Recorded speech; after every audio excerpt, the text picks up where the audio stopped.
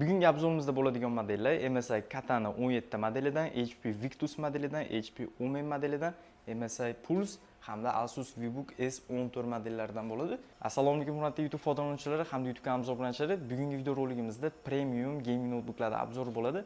Albatta bu notebooklarimiz ozgina ishlatilgan holatlari, ideal holatdagilari hamyonbop narxda, optim narxlarda qo'yib boramiz. Bugungi video roligimiz nimalardan iborat? To'liq sizlar parametrlarini ko'rasizlar, umumiy holatini ko'rasizlar, kimlar uchunligi va narxlari bilan tanishib o'tish imkoniyati bo'ladi.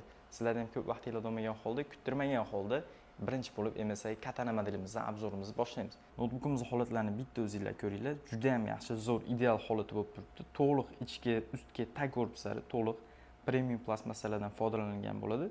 Qo'shimchalarga kelsak, 1608 million rangda yonadigan RGB podset ekletorlari bor. Buni bemalol MSI Center programmasidan o'zingizlarga yoqqan nastroykalarda, ranglarda bemalol soza olsanglar bo'ladi.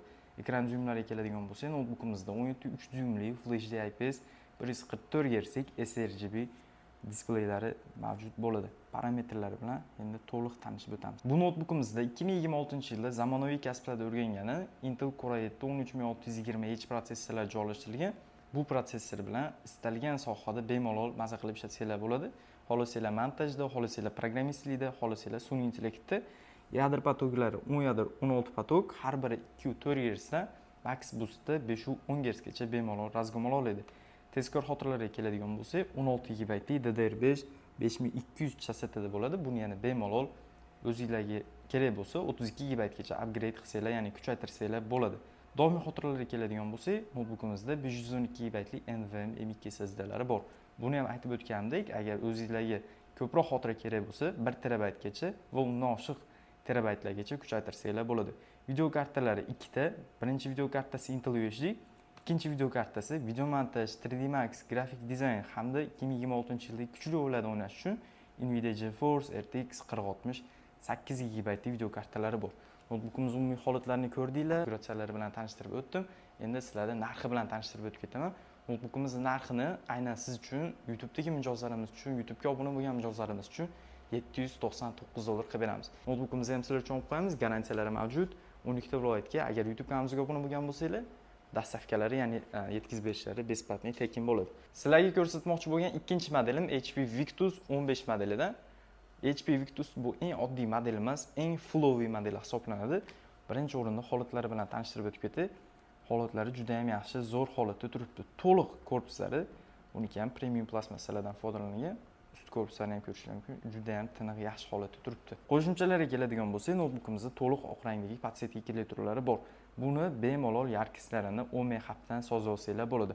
10 MHz programmasidan nafaqat podsetga sozlamalarni, ekranlarini, kullellarini va tezkor xotira, doimiy xotira protsessorlarigacha soza olsanglar bo'ladi. Ekran zoomlariga keladigan bo'lsak, bu notebookimizda 15.6 zoomli Full HD IPS 144 Hz sRGB displaylari joylashtirilgan bo'ladi. Bu notebookimizda ham 2026-yildagi barcha sohalarda o'rganish uchun yetib ortadigan, 200% yetib ortadigan AMD Ryzen 9 8945H S protsessorlari joylashtirilgan. 8 yadro 16 potok, har biri 4 Hz dan max boostda 520 Hz gacha bemalol razgomala oladi. Bu protsessor professional kiberxavfsizlik sohasida ishlovchi mijozlarimiz uchun, undan tashqari dasturchilar uchun, videografiya sohalarida va videograflik qiladigan mijozlarimiz uchun, qisqasi hamma eng kuchli sohalar uchun yetib ortadigan protsessor hisoblanadi. Tezkor xotiralari 16 GB DDR5 5600 MHz bo'ladi. Ya'ni kerak bo'lsa bemalol 32 GB gacha upgrade qilish imkoniyati bor. 32 GB dan 64 GB gacha ham upgrade qilish imkoniyati mavjud bo'ladi.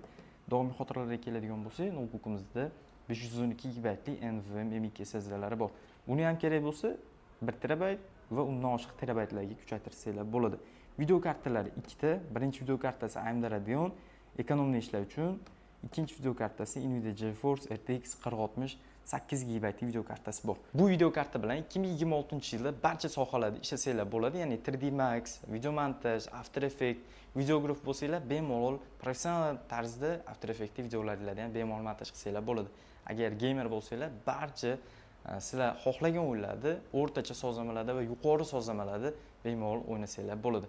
Notebookimiz narxiga keladigan bo'lsak, notebookimizning narxini YouTube'dagi mijozlarimiz uchun $869 qilib beramiz. YouTube'dan ko'rib chiqadigan bo'lsanglar, bonuslari mavjud, 12 ta viloyat bo'yicha mutafavvit dastavkalari bor va garantiyalari ham mavjud bo'ladi. YouTubedan ko'rsanglar ko'rmasanglar, barcha do'konimizdagi notebooklarning garantiyasi mavjud bo'ladi. Sizlarga ko'rsatmoqchi bo'lgan 3-modelimiz HP Omen 16 modelidan bo'ladi. Notebookimizning holatlari juda ham yaxshi, ideal holatda bo'lib turibdi. Ust korpuslarining holatlari, bu tashqi korpuslarining holatlari juda ham tiniq, zo'r holatda turibdi.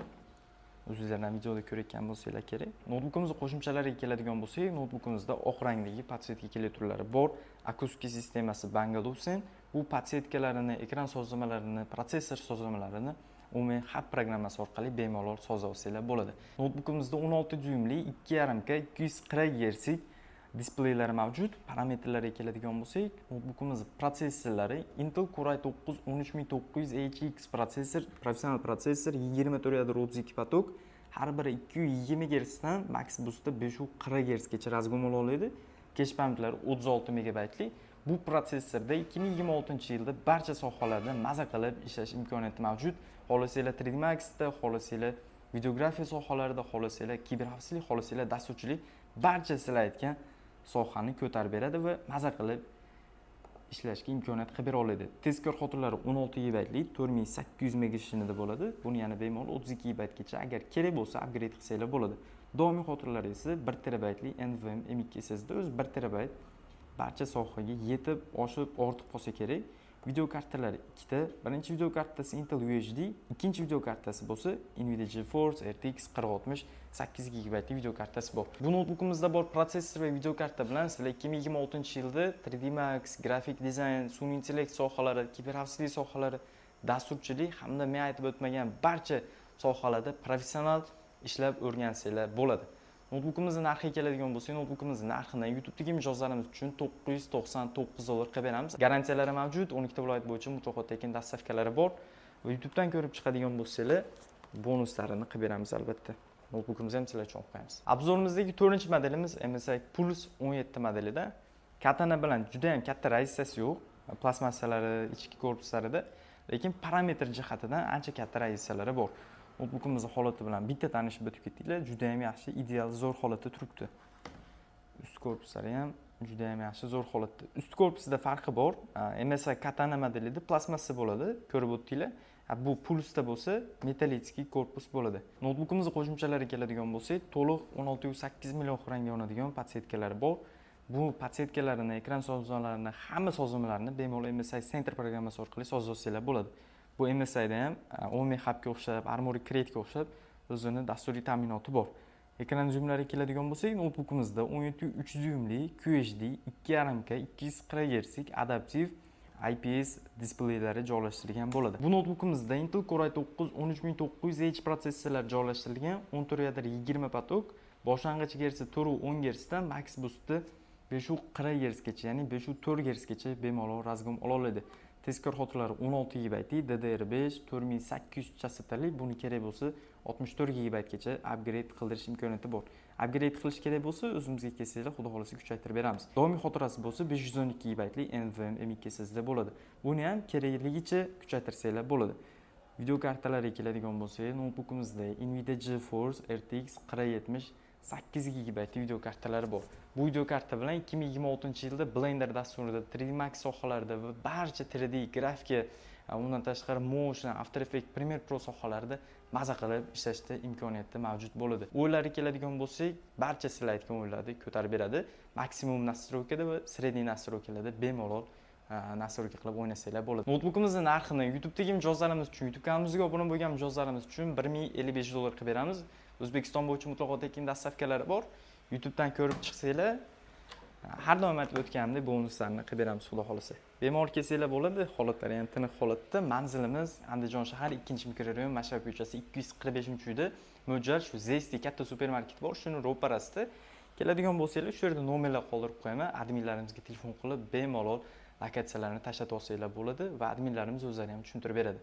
Bu notebookimizni ham sizlar uchun olib qo'yamiz. 2026-yildagi eng kuchli ultrabooklardan biri Asus VivoBook S14 modelidan bo'ladi.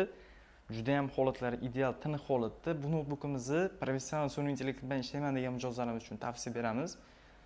Holatlariga keladigan bo'lsak, yangi bilan bir xil holatda, bor yo'g'i 22 soat ishlatilgan, to'liq metallический korpus, OLED ekran, Qaranglar, juda ham premium notebook. 2026-yildagi eng chiroyli notebook deb shu notebookni ayta olaman.